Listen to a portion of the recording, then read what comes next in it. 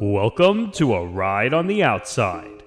MMA is full of people on the inside, but what about the ones that watch from beyond? Welcome to the MMA Outsiders with Tom Albano and Zain Bando on the Empty the Bench Podcast Network.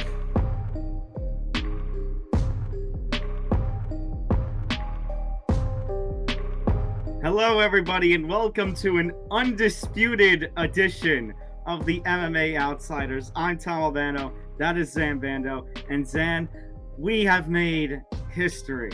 As I said last week, we had never, ever had an undisputed world heavyweight champion in the four belt era, and that's come to an end in a clash of undefeated versus undefeated champions. It's not going to last long, but it's happened. History has been made. We had a lot of action this weekend, and I'm kind of pumped to really talk about everything. Oh, I am too. And for those of you who have been living under a rock, what we're talking about is the fight of all fights that took place this past weekend in Riyadh, Saudi Arabia.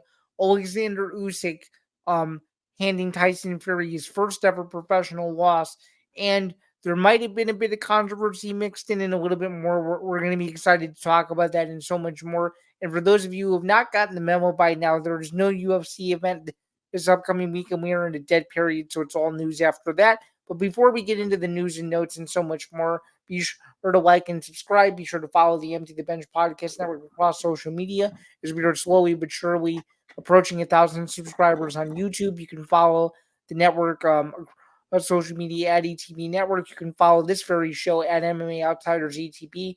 And we just wanted to remind you as well that if you're watching on the YouTube home, be sure to go over to the audio only platforms wherever you get your podcasts. And if you are doing the inverse of that, be sure to come over to the YouTube home. Be sure to hit the notification bell and be sure to like this episode if you're enjoying our content, so you always miss everything that comes out with this show, with my show, Bando's breakdowns, and other shows across the network, and so much more.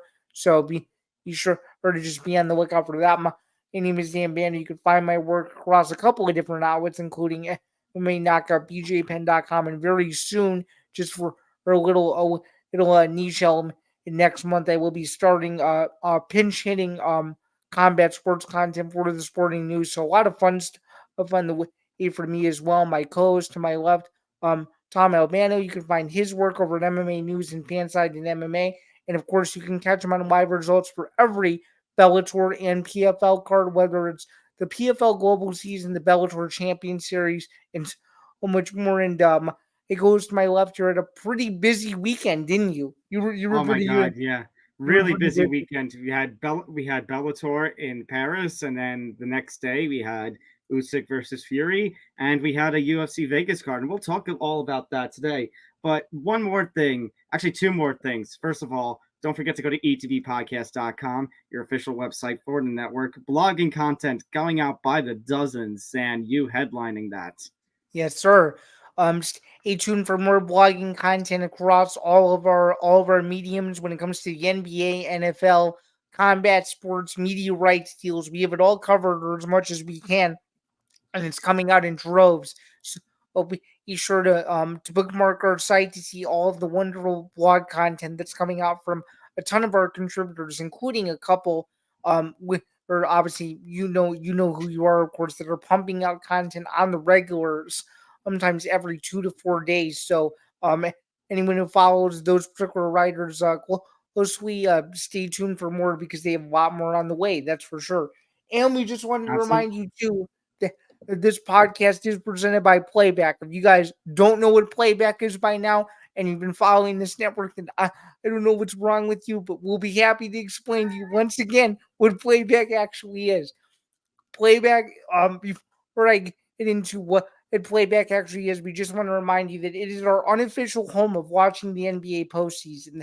That's right. Oh no, it's not unofficial. It's our official home of watching the NBA postseason. We're doing all sorts of great content with Playback. We're so happy to have them.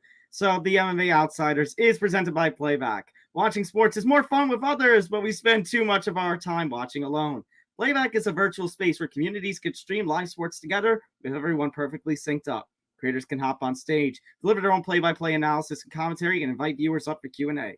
Playback makes watching sports fully interactive and a social experience, from playing fantasy sports, repping your favorite players and teams, and watching with the commentators and communities you care about. Win or lose, sports are best enjoyed together. Join our community by going to playback.tv/ETV network to find out more, including our live stream schedule. And conference finals begins tonight. If you are watching on the premiere date of this, which is Tuesday, the 21st, we've got the Eastern Conference Finals. Ben Cruz of the ETV Network, he and his Celtics taking on the Indiana Pacers. Blah. I'm still sour after what happened on Sunday. And then you've got producer Pat's Minnesota Timberwolves in action against the Dallas Mavericks. I believe that series begins on Wednesday night. Yep. I don't know if I will be there because Nick and I usually record on Wednesday nights for ETV Sports. I will more than likely be there. All right, so it looks like Zain and Pat, the MMA Outsiders, might be doing an NBA game.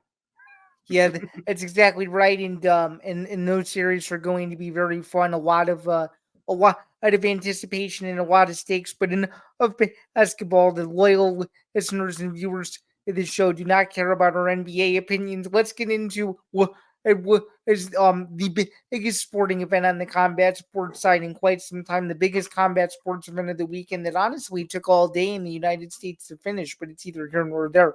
Anyway, in the main event of the evening, undisputed heavyweight title on the line. You know the drill here. Oleksandr Usyk fought Tyson Fury, 12-round slugfest. Usyk earning a split decision, and that's right. We had scorecards all over the place. 115, 112, and two 114, 113s, one for each fighter to become the first undisputed heavyweight champion of the four-belt era and the first undisputed heavyweight champion since 1999. And of course, because boxing gets in its own way like usual, the IBF... Hold on. There you go. There we go. The IBF has decided to ruin the fun of undisputedness, if you will, and remove the undisputed title, if you will, meaning the tag in its name off of Usyk in about 2 weeks. So a short-lived celebration for Usyk, but still a monumental accomplishment and a fight that was just absolutely awesome. From the second the fight started and was over, it was one of the best heavyweight fights we've seen probably in the last 10 years. And just the sheer power and frustration that Usyk was able to show Fury in those latter rounds. And, having round 9 be the most exhilarating round of the fight, I think that's the round that everybody's going to remember years from now. I guess this fight was a little bit more significant for you and as well as for me, because based on how old we are, we have not seen a fight of this magnitude as of yet. So I'm just curious, what were your initial thoughts on this fight? It seemed like you were more excited for this fight than I was. But overall, what did you think of it? Well, first of all, I was more excited for this fight because of the history aspect. I mean, look at it. Just think about it. We haven't had a world champion in an undisputed world heavyweight champion since Lennox Lewis beat Evander Holyfield in 1999. And I absolutely agree, Zan, that the fight between Usyk and Fury kind of blew both of those fights out of the water, because the Lewis Holyfield two fights in 1999, yeah, it required 2 fights to determine the undisputed champion, because the first one ended in a controversial draw. And I mean, both of those fights, there was a lot of conservative approaching. Meanwhile, these two weren't conservative. These two knew when to throw and were willing to throw. And I would say, Fury was his typical self in the first couple of rounds, showcased, flashed a little power a little bit. But, I mean, Usyk kind of answered back in a very big way. He did. It was very even throughout the first few rounds. And then you started to see Usyk take over a little bit. And then, as you kind of refer to, it was the 9th round that really took everything. So, I mean, Usyk took control. I said right away at the start, looking at my recap for MMA News, I mean, he took control right from the start, got to the center of the cage. He wanted to get the upper hand quickly, before Fury can kind of overwhelm. He got his power going, though. He ended up actually opening up a very small cut over one of Usyk's eyes, and Fury continued to seem to hurt Usyk, and it looked like Fury was in control, but it was around that 6th, 7th round where Usyk turned the tide. He continued to use his counterpunching, and then 9th round, I mean, just the fact that he had Fury wobbling all over the place. The fact that Fury was going all around the ring, Zan, like a pinball, I was honestly surprised. Like, I give credit to the referee and his veteran presence. The referee's name slips my mind, but the veteran presence, because he had a decent history with calling big fights. I mean, like, credit to him for allowing Fury to stay in the fight. And Fury, to his credit, he basically won the championship rounds, the 11th and 12th, to make it a really close fight. But it was that drop that basically made the difference. And to really think about it, Zan, let's imagine Fury doesn't get dropped. Let's imagine the referee. I don't mean to stop you, but the veteran referee's name was Mark Nelson. Just so you know. Thank you. So think about this, Zan. If that knockdown doesn't happen and Fury gets a point on each of those scorecards, we have a split draw. Yeah, we have a split draw. We have chaos. We have all of that. But I was just curious, speaking of draws and speaking of scorecards, how did you score for the fight? Because I had it around the range 115, 112, 116, 109. What did you? I agreed with the first judge. 115, 112 for Usyk. Okay. Could you see the argument for 114, yes, 113 or no? Yes. Because there were 2 rounds in particular. I told you this in our text messages. I think, what did I say? The 7th and the 11th rounds were the swing rounds. Let me see. This is easy to look up. Let me see what you said. Because I said there were 2 rounds that I said I could give either fighter, and I ended up giving one of them to Usyk, and I ended up giving the other one to Fury. 7-11. It was the day of the fight at 7:36 Eastern. You said to me, and I quote, "The 7th and 11th are both swings, but the knockdown is going to swing it toward Usyk." And it was right. You were exactly right. Nostradamus strikes again. You were right. But to think about it, imagine, Zan, that knockdown doesn't get ruled. First of all, let's go to that knockdown. Okay. Do you think the referee made the right decision in calling it a knockdown and not waving it off? According to the rules, yeah, but according to the majority of public opinion, probably not. You asked for my opinion, and I think it could have very, very well, based on the way Fury was moving, it could have been stopped easily, in my opinion. Or it should have. Especially because the ropes were basically holding him up by the time that the referee stepped in. Like, what do you and you fall out of the ring and through the ropes? Like, I think it's more of a matter. I think it's more of a matter of a betting angle, because that the referee.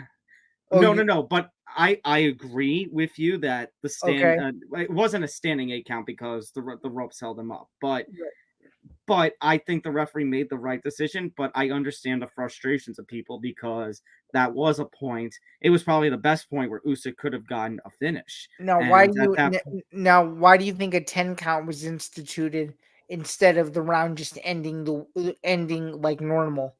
Because under boxing rules, there's no say by the bell. Right. Okay. So I think the last round is the exception, but there's no say by the bell. So that's why the referee did. Look, the ropes were holding him up. The ropes were holding Fury up. He would have gone down if they weren't there. The round was coming to an end, but the referee followed the rules of boxing. It was the right call. Yeah. I think you can make arguments both ways, but yes, according to the letter of the law in boxing, that was definitely the right decision. I guess a follow-up to that would be, you mentioned round 7, and I think one thing you forgot to mention was, do you think that instead of Fury landing one uppercut like he did around the 52-minute sequence, do you think if he would have landed a second uppercut, we would be talking about a totally different outcome? As I would argue that the answer to that question is yes. What do you think? Quite potentially, because I think if Fury didn't let up and continue to go like he was doing, I might have given that round to Fury, which would have put both swing rounds in my cards in Fury's favor. Right. And I guess to allude to that, I felt this way. Did you think that there was too many people in the ring when Usyk won? To me, it just felt like it felt like a really odd scene. That there were just people in there to me that shouldn't have been in there, minus the essential Odd, people. But that's just me though. odd, but I attribute that more to the historical nature of the bout. Okay. That history happens, craziness is going to happen. Now, one thing I will say, I really cannot believe that Fury was allowed to go over to Usyk and basically used Ukraine in the post-fight comments for why Usyk won. Oh yeah, I thought it was disgusting. Very similarly to Valentina's comments after the Grasso fight with September, where she insinuated that Mexico had something to do with it. That literally Mexican Independence Day was the reason why it was ruled a draw, which people didn't really push her on that, and nor are people really pushing Usyk on that, but definitely or Fury on that. But a very, very, very bizarre just show of or a lack thereof of sportsmanship, which to me was just really bizarre. And you want to know.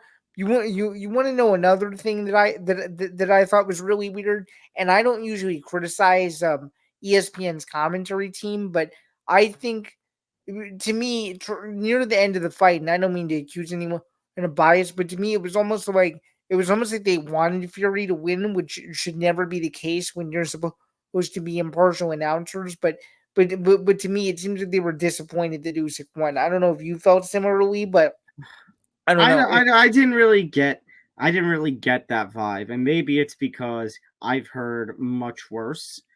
Maybe it's because Right. I've heard much worse commentary. I mean, the next day, Zan, in all fairness, ESPN got absolutely crapped on when we were covering the NBA with the commentary in the Knicks Pacers game. I'll That's even admit true. that as a New Yorker. That's true. So I guess kind of leading into the aftermath of this fight. Do you think the fight lived up to the hype, and do you think that the rematch clause will be instituted for the weekend of October 12th? What do you think?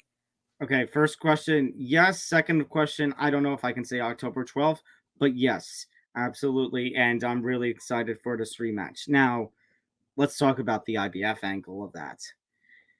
And I want to be clear on something. I respect the IBF. As I do do I.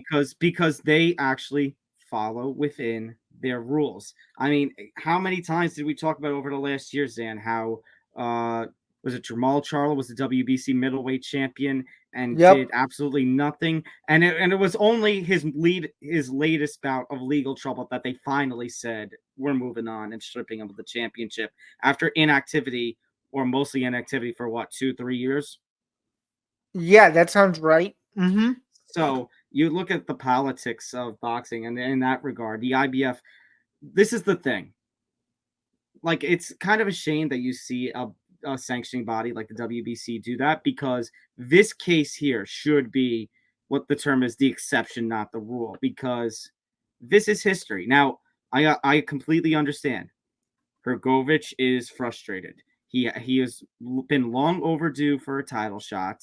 He's been long waiting for a title shot. The IBF has promised him as the mandatory challenger to get that title shot. But to take away an accomplishment like Usyk had simply because, and keep in mind something, this was a two-way rematch clause. Both men had to agree to give the other a rematch for this. So to just completely strip, of the IBF championship when we have such a historical occasion, like, I get why the IBF is doing it to hold to their principles, but it's a shame.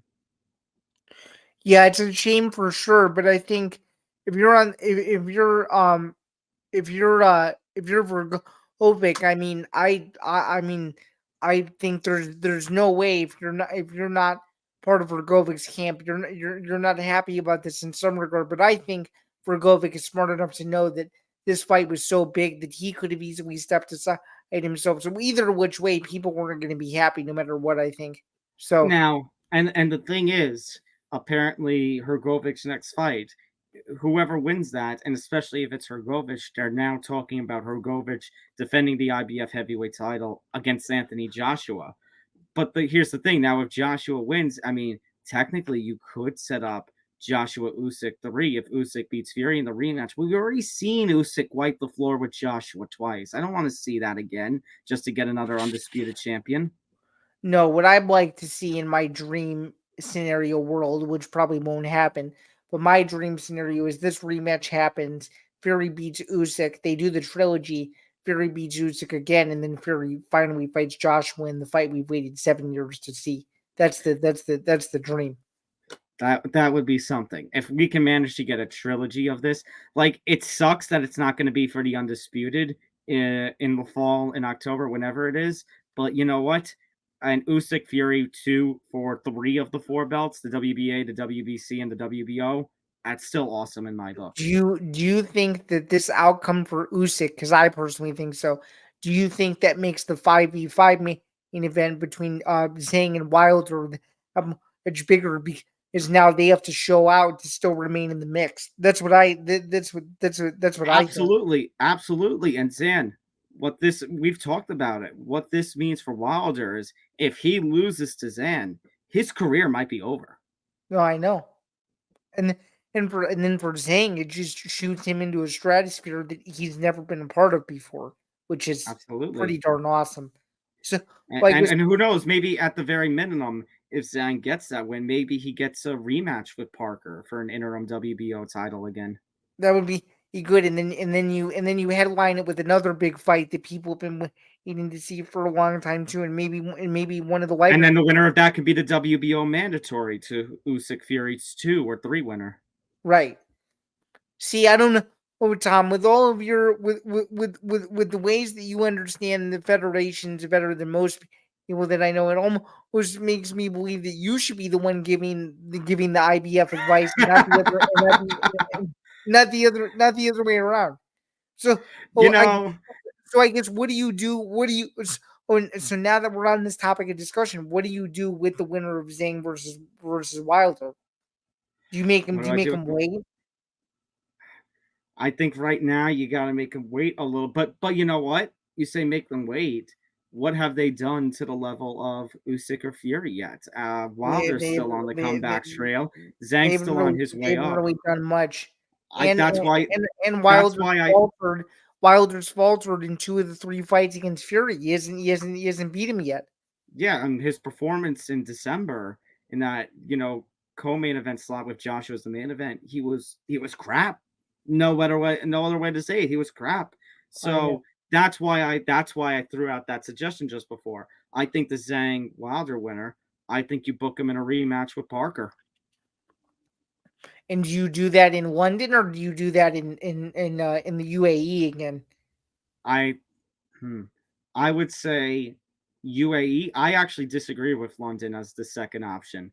I think if Parker's going to go through with this, you give him the hometown edge and you do it in Aussie land. Okay. I'd say UAE or Australia or New Zealand. Okay. Very interesting. So I guess final thoughts in this fight. We loved the way the fight went, but the big question is going to be, when is this rematch going to take place? And then also trying to wrap our brains around the fact that the IBF is no longer going to be a part of the picture moving forward as this potential trilogy brews, which is kind of crazy to think about. But overall, minus that, I thought it was a very successful weekend for boxing, and I'm sure you feel very similarly as well. Absolutely, and you hear all the different potential matchups that we're talking about. It sucks the politics of boxing is getting involved, but there's still, the heavyweight division still full of some, still full of some really exciting matchups. Yeah, I mean, this is probably the best era of the heavyweight division since you and I were born, which is pretty crazy to think about. This is, I'd say, I don't know if I can compare this to the 90s heavyweight division, but this is the heavyweight division of today is some sort of delicacy. Yeah, at least since I was born, because I was born in 99. So this is my, even though it's not close to the 90s, this is my generation of the 90s heavyweight division with where I currently sit, which is kind of cool to think about. But For sure. yeah. All right. All right. Let's go from that.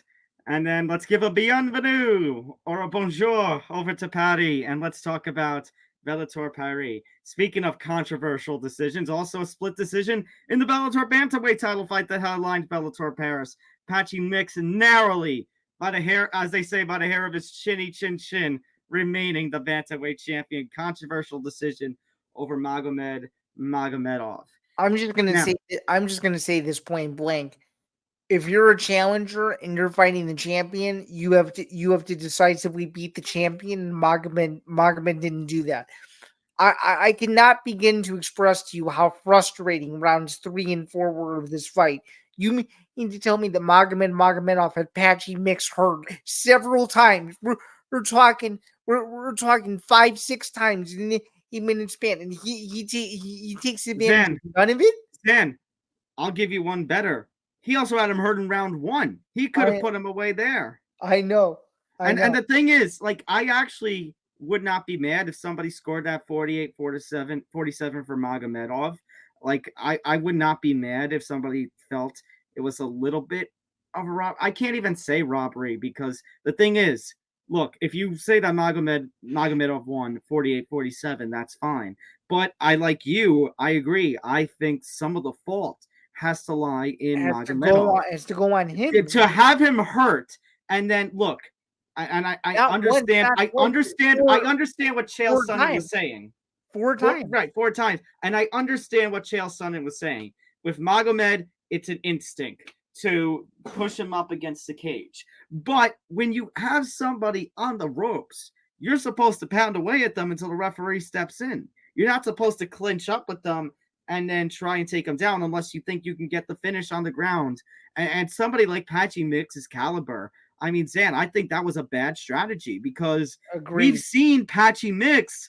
We just saw in their first fight, he submitted Magomedov. So if I was Magomedov, what I'm doing, if I've got Patchy Mix hurt, I'm wailing away at him and winning the championship. So if you want to say 48-47 for Magomedov, I don't blame you. But there's no way to say robbery, because 1, it was a close fight, and 2, Magomedov can only blame himself for that. Right, you're 1000% right. It was not a robbery. It was a very close fight, and I may be in the minority here, but if one of the judges would have scored it 47-47, I would have been okay with it. I would have been okay with a draw as well. But now because now actually that's going to go to my next point. Was it a competitive enough fight, and is not controversial enough a decision that you may need to do a trilogy fight? Yeah, I'd welcome that. But I personally don't think so, because now mixes up 2 in the series. We've already seen it. Well, that was going to be my caveat. Is I would be fine with it, but I would say you need to give Magomedov a fight that he can win, and you need to give somebody else a shot at Patchy. Now, if Magomed were to get, a win at contenders fight, kind of like what Fabian Edwards did to Aaron Jeffrey a couple of months ago, and Patchy Mix retains the championship, then yeah, I'll welcome a trilogy. But at the same, and again, would I be okay with a trilogy anyway? Yeah, but bantamweight, Zan, we've talked about over these last few years, has grown to a point where it's absolutely loaded, that we also need to give some of these other talents around bantamweight a shot. Mm-hmm. Well said. So, with that being said, you literally just hit the nail on the head. Other talents a shot. Who do you think is rightfully next for Patchy Mix's bantamweight title? Yeah. Do you think the Bellator bantamweight rankings are still up somewhere? I don't know. That's a very good question. I think Wiki. Oh no, it's down on Wikipedia. Wow. Oh really? Yeah. That's a bummer. Well, has Tapology updated? Last updated 7 months, 3 weeks ago, because they still have Guan Archuleta as number 1 at bantamweight. Yeah, he's not number 1 anymore, guys. Oh, current bantamweight.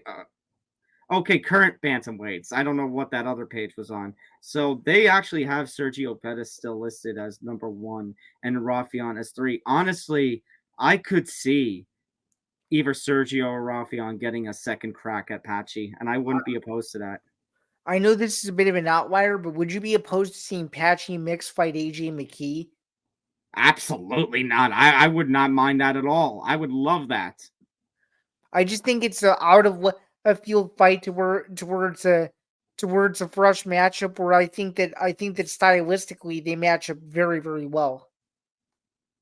I think that would be an action-packed fight that could have the potential to go the distance, like one of those 5-round classics.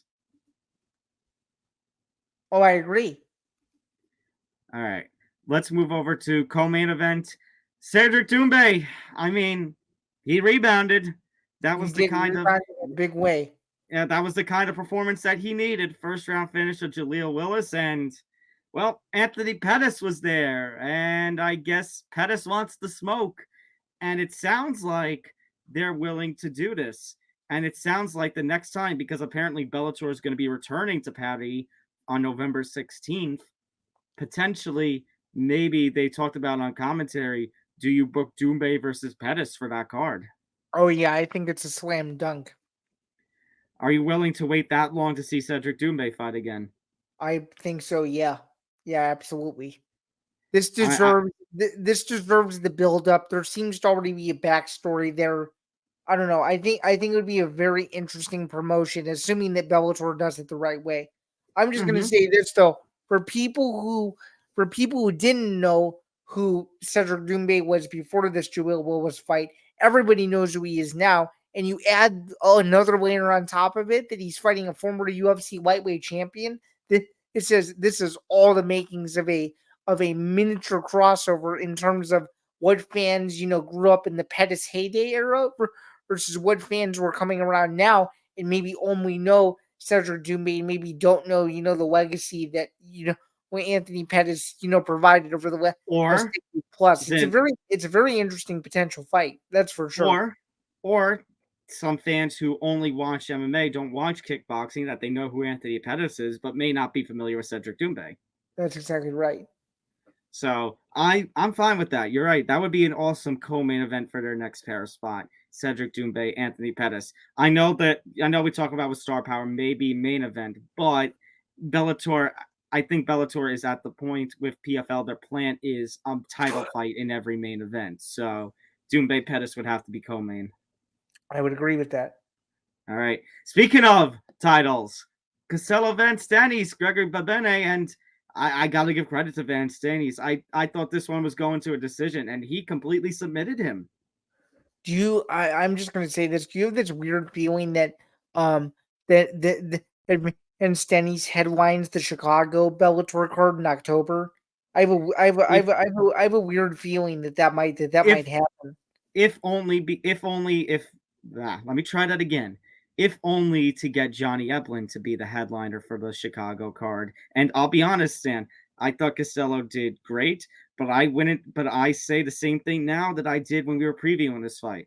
I think whoever wins this fight has no shot against Johnny Eblin. I agree with that. Eblin's just another level. And I think too, you probably agree that Johnny Eblin is the best middleweight by far that is not in the UFC currently. I'm sure you agree with that. Absolutely. Just like how Patchy Mix is the best bantamweight not signed to the UFC. Right. Did I not say when they announced the plans for Bellator under the PFL banner, they want Eblin and Mix to be the faces of the Bellator Champion Series? I agree for sure. And this is one of those where you could argue that that Van Stennis could be considered a gatekeeper too, because you know it and I know it, the Bellator, and this is no disrespect to anybody, Bellator, they're all great people, but you mean to tell me that there's probably very few people that have a promotional plan for Vince if he somehow he becomes the Bellator middleweight champion? Well, that leads to my next question. As we kind of pointed out last week, Fabian Edwards beat Aaron Jeffrey in March. So is Van Steenis jumping him for a title shot, or is he going to get the winner of an Evan Evelyn Edwards 2 fight? It would make more sense to have him wait for Evelyn Edwards too, since that seems to be locked in. So then maybe Evelyn Or Edwards 2 maybe, is or what maybe, you get in Chicago. or maybe maybe that's what I get too. But maybe you get Van Steenis as the backup fighter for that card in case one of those guys falls out up to 2 to 3 days to a week before the fight. You never know. That's true too. And then UFC Vegas 92 happening because Apex. Lerone Murphy. This was a dominant win. To say I think Zan, we're eating some crow tonight. We are. So speaking of eating crow, our main event records still suck because of this fight. Did you love the comment that I put on social media that we're paying tribute to Jeff Fisher with mediocre main event records? No, that's true. And speaking of main event records, at the time that we were recording this, my UFC main event record in 2024 is 9-8. Well, yours fell to below 500 once again at 8-9. So this is Jeff Fisher territory.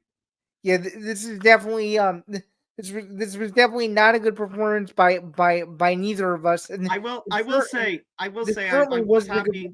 Go ahead. Sorry. I was happy to go 4-1 on the main card.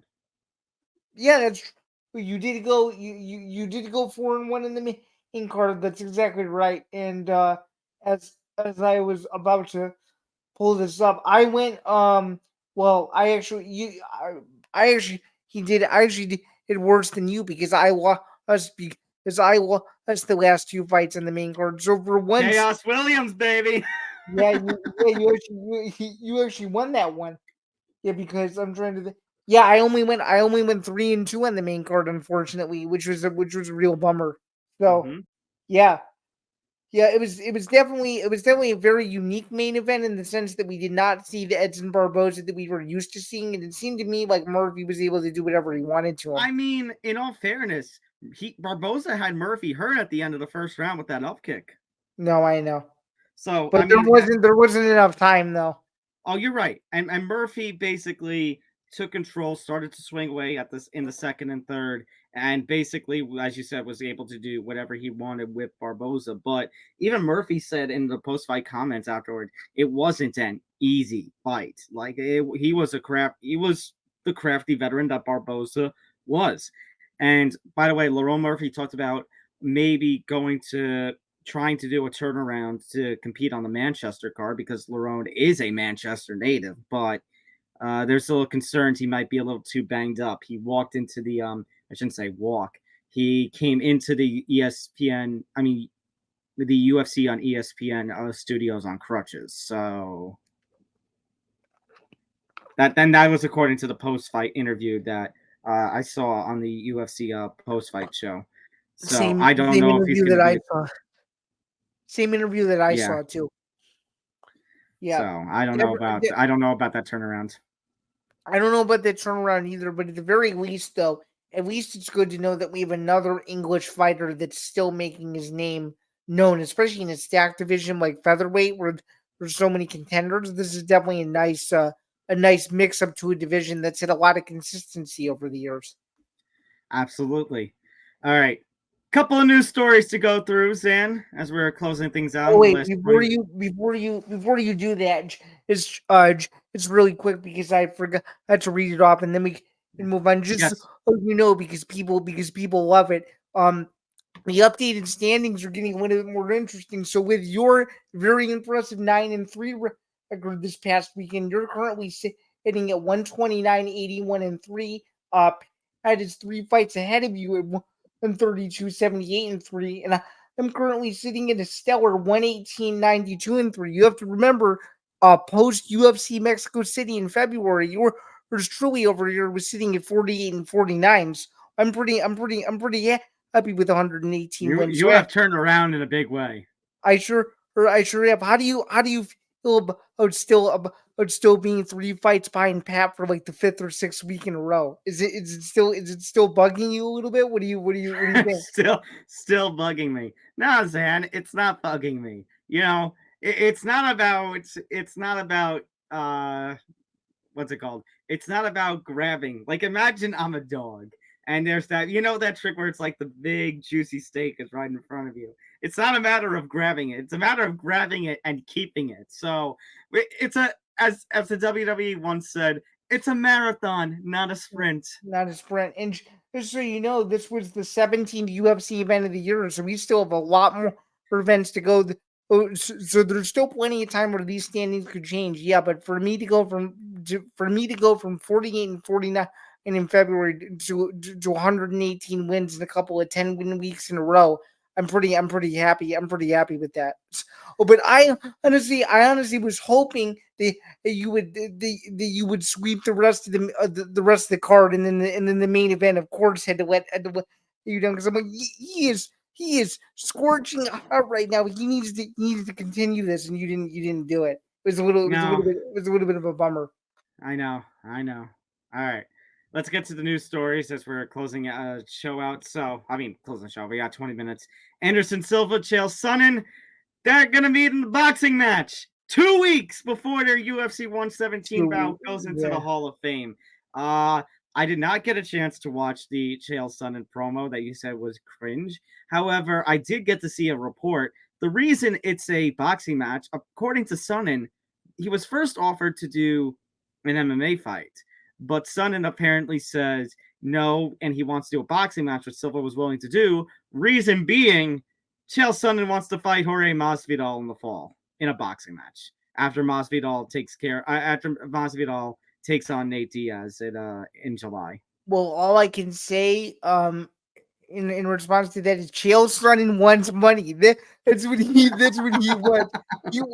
He wants money. He wants money. He wants to stay relevant. He wants to talk a little bit more, and this promotion, even though it's not going to be for very long, it's only in a couple weeks, it's going to feel like we are back in August of 2010 again. And so get ready for it. That's for sure. It's gonna be weird. He's after hearing that, Zan. After hearing that, he's going to put the gloves on against you like he did his son when the son quipped at him about Anderson Silva. If you know the clip I'm talking about. Yeah, I do. So I have to know. Will you be purchasing this fight? Will you actually watch it?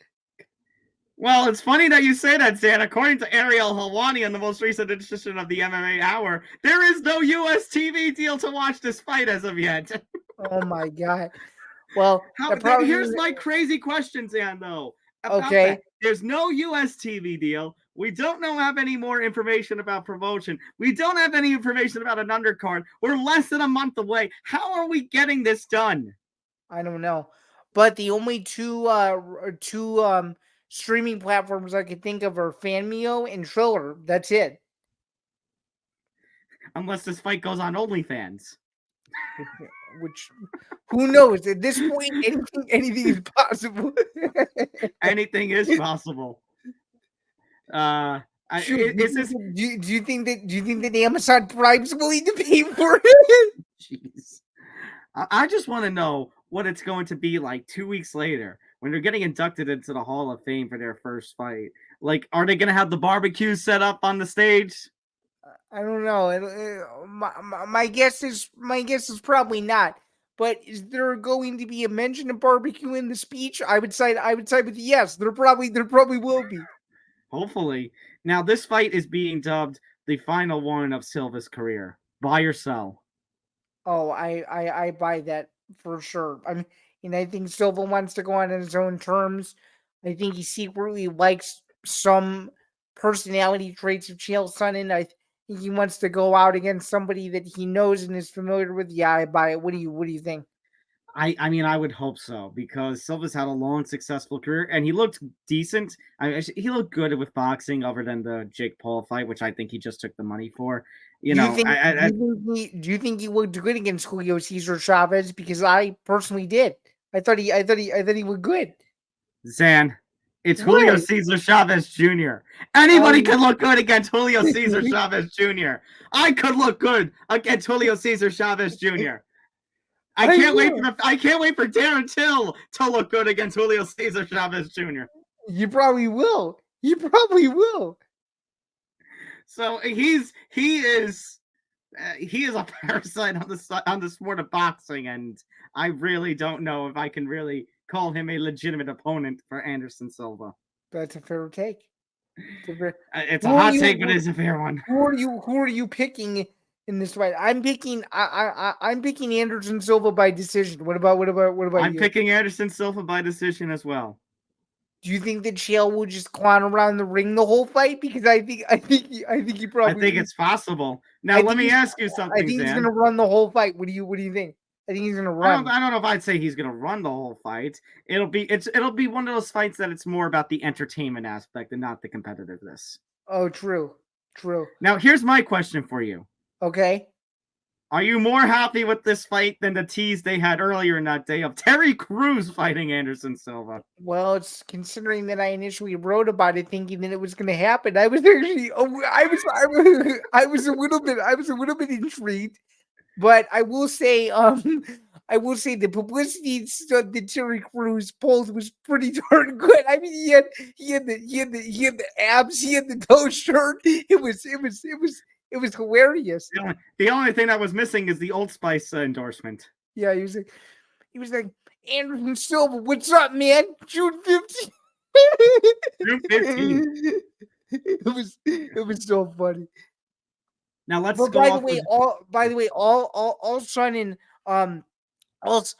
said was, hey Anderson, it's your buddy Chael. See you June 15th. June 15th. Yeah. June 15th. Now let's go off of June 15th. Let's talk about November. Well, he says November 9th, but it's most likely going to be November 16th. Jon Jones going on a whole rant on social media, which he deleted because, of course. And he also leaked how much money he was making for his fight to a random ex-user in the DMs, too. And he randomly also revealed in those X messages to random people that he has sex with his knife every night.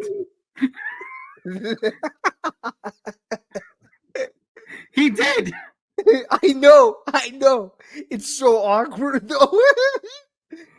But as part of his little rant, he let it slip. He says, November 9th, I'm going to face Stipe Miocic in Madison Square Garden. The heavyweight title fight they tried to make last year at Madison Square Garden. This is take two. Now, I had a look at the calendar for MSG, as did another one of fellow colleagues in the media sphere. November 9th, from like November 4th to November 10th, MSG is being used for some sort of concert. So unless an agreement can be made, I've got a feeling it's going to be November 16th in actuality. And I say the 16th because the last Saturday in October is projected to be the Abu Dhabi card. I don't know if the UFC is crazy enough to do back-to-back pay-per-view weekends. I doubt it. Maybe if it was the UFC in 2008, yeah, but not the UFC in 2024. So I would hope not.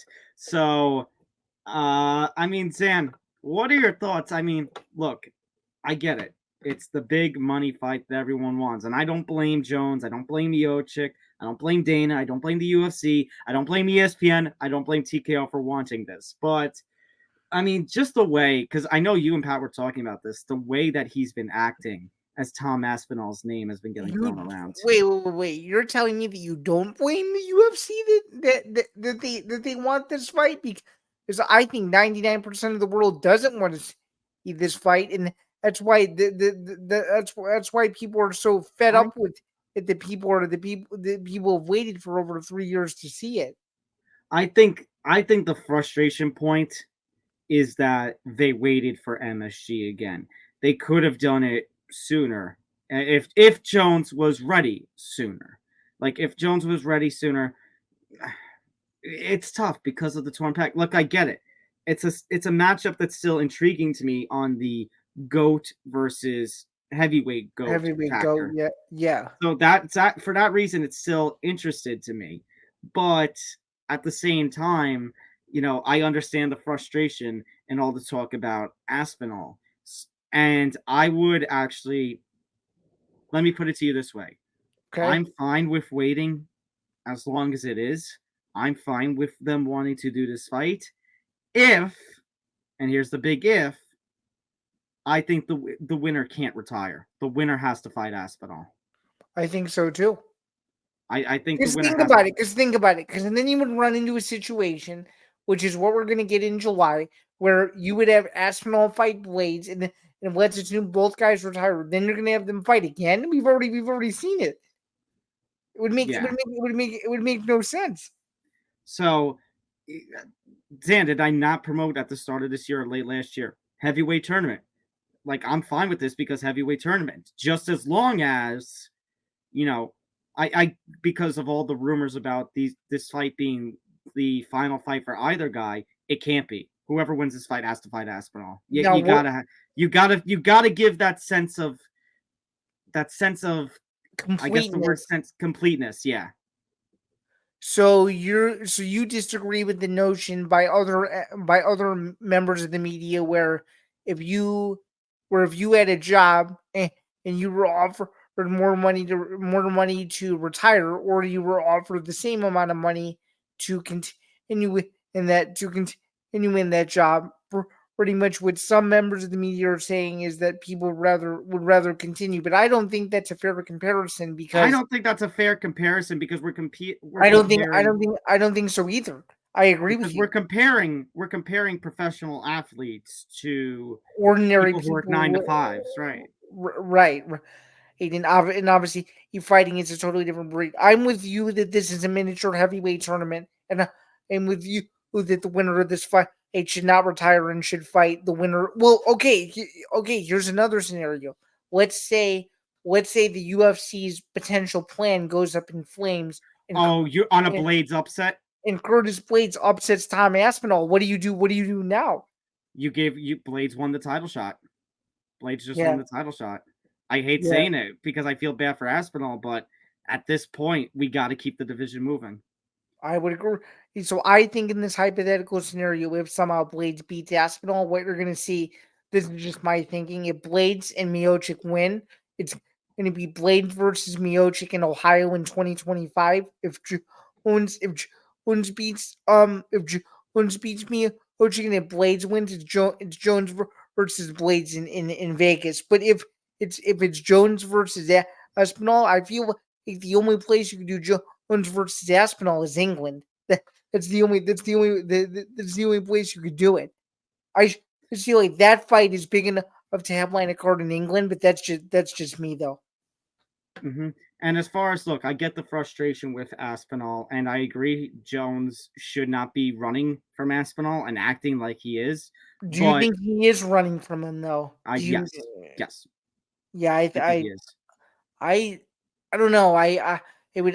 But at the same time, Zan, business wise, I understand why they want to do this. It's MSG. Jones, being from New York, has never fought at MSG. Stipe, as the heavyweight GOAT, has never fought at MSG. It only just seems fitting for this fight. Yeah, it only seems fitting, but I'm going to have to disagree with you when you say that Jones is running for Aspinall because I don't believe that for a second.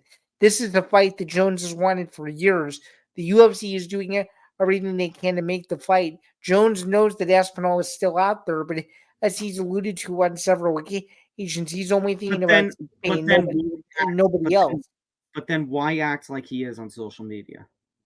Because Jones is Jones and he wants to get attention. That's the only reason. That's just me though. I could be wrong. Now I will calm you and the masses with one thing. If Jones or Miocic gets hurt again, over. Don't do this fight again. Have the Aspinall Blades winner ready to go if one of these guys falls out. So do you think that's what the UFC is willing to do? I think that's what they need to do. Do you think that's what they will do though? If this fight falls apart again? I would hope so. Are you nervous that it does? I am. Very. Yeah, I'm nervous too. Now, let's talk about the end of the year calendar a little bit, All right. because we've got a little more information. We talked about the potential of what's happening in Australia in August, what's happening in the UK in July with the Sphere, the plan talking about, Grasso Shevchenko 3, and now there was another rumor that was going on about Sphere. I know that Sean O'Malley and Merab both supposedly told the UFC, hey, maybe we can headline the Sphere, but it doesn't seem like they want to go in that direction. Abu Dhabi, we talked about the assumption it's probably going to be Islam or Hamzat, depending on how the lightweight and middleweight situations play out. I was thinking about it. So maybe you do Sean O'Malley versus Merab in either early October, if that is the Salt Lake City pay-per-view, or December to close out the year in Vegas. But when we were I'll bring it up, when the two of us and producer Pat were having our pre-show conversation, the idea clicked in.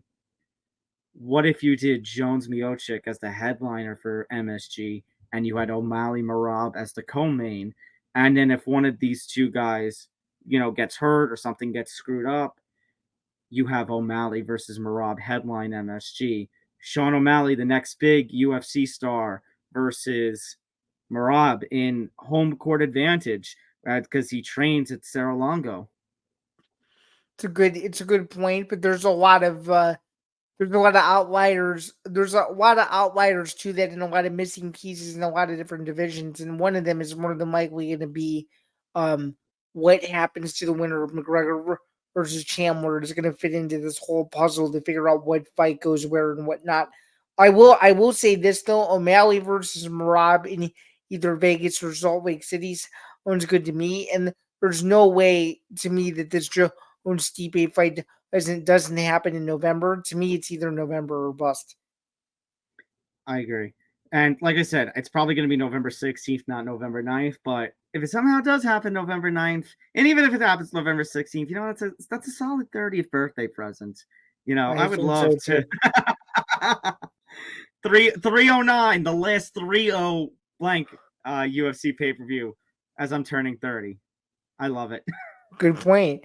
Well, unfortunately, for you, it may not be it may not be great because there's one of two issues. A, this fight could potentially not happen, or B, tickets could be so unaffordable that nobody will be willing to go to the fight. Don't remind me of what happened last year.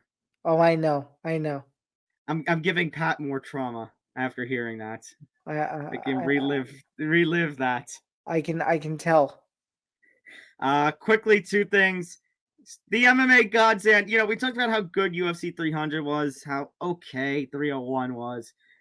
302 has had a lot of shakeups with injuries, and now the MMA gods have struck again for making us pay for a solid start to the year. Khalil Rountree out of UFC 303 released a statement over the weekend on social media, basically as Usyk was celebrating his win, that he had accidentally ingested a banned substance that his supplement suppliers had accidentally given him, and as a result, he is going to have a violation against him. He will not be able to compete in the co-main against Jamal Hill. So Jamal Hill, who was making this quick turnaround after getting knocked out by Alex Pereira at 300, he now needs a new opponent in about a month's time. Absolute bummer. You feel for Rountree, you feel for his team, and you even feel for Jamal Hill, because this was a quick turnaround fight for Hill. He wanted to get back in there against the top contender. Rountree was one of those guys, and a very fun stylistic matchup is off the board. You hate to see it. Yeah. So let's talk about some potential options now. I mean, you have Magomed Ankalaev, who was projected to go in line for a potential light heavyweight title shot, although to me, that makes the most sense. It does, because I was going to say, although with how Yuri Prochazka performed at UFC 300, he's probably jumping that line for them to do the Yuri-Alex rematch, either in Salt Lake City or at the end of the year in Vegas, another potential main event alongside the Merab O'Malley fight. Right. Well, actually, another option that you could see for Hill would be kind of a fresher matchup, Hill versus Jan Blachowicz. What do you think? That one's good too. let me throw the big curve that everyone's been, I shouldn't say everyone, that I've seen going around social media, and I'm kind of for it. Do you get Carlos Ulberg after his 12-second knockout? You have him do a quick turnaround against somebody like Hill's stature. And imagine if Ulberg ends up getting the win in that. I don't think he would say no to that. That's for sure. And I think the Australian fans would go absolutely nuts if that were to happen. People would, the Australian market would flock to Vegas to see that fight. That's for sure. If Ulberg ended up knocking out Hill, and it's a real possibility with how quick Hill's turning around, that would shake up the light heavyweight division to its core. Yeah, he would have, if that scenario were to play out and he were to win that fight, we would be talking about him as without a doubt a top 3 contender for breakout fighter of the year in 2024. It would most certainly have to be. All right, one last thing to talk about quickly before we head off. The UFC, obviously, a bunch of business talk has been going around. TKO first quarter earnings have been going out.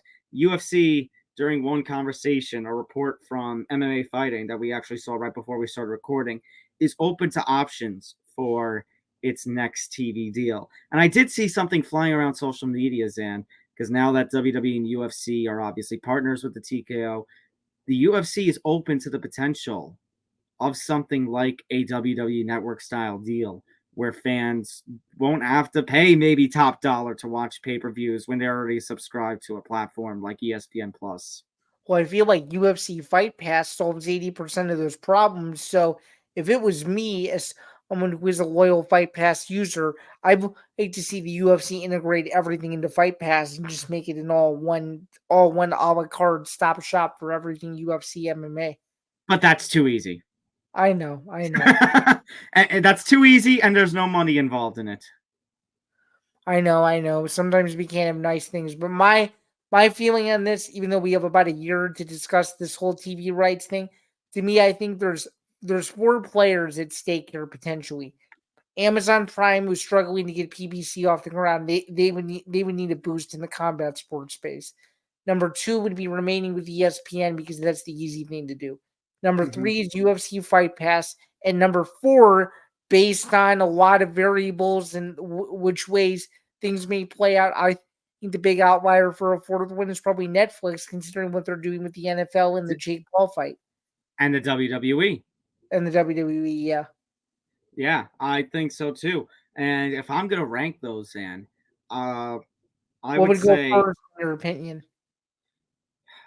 Right now, as much as we have the difficulties with ESPN, as much as we had this talk, I still feel some confidence, not as much as maybe a couple weeks ago, but some confidence the UFC, ESPN retains the UFC. By the way, similarly to you, I never have issues watching ESPN Plus, so we may be in the minority here in this. I've never had issues. I did way back when, but as of late, not really. Yeah, it's except for when I watched I think it was St. Louis.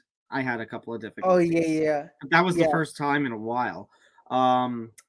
So number 1 would be ESPN for me. I would say number 2 is Netflix, simply because they already have their partner in the WWE. That would be a little easier business to do.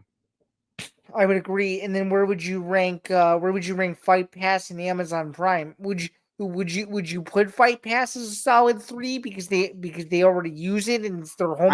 I think Zan, here's what I would say. I would, under most circumstances, say no, but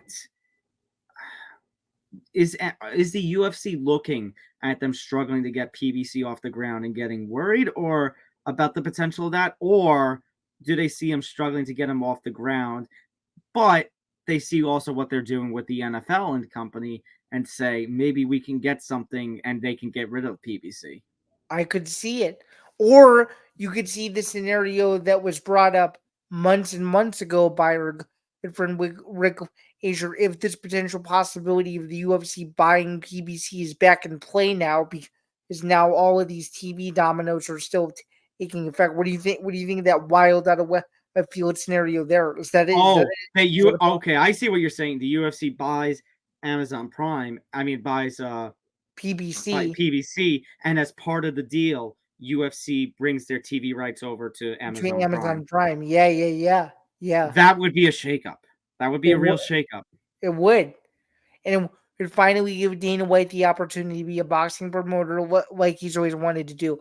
I think it's a great place to wrap it. We've had a whole lot of fun discussing everything that there was in the world of combat sports on episode 84 of the MMA Outsiders. Thank you again for tuning in. Be sure to like and subscribe to the ETB network across YouTube and social media.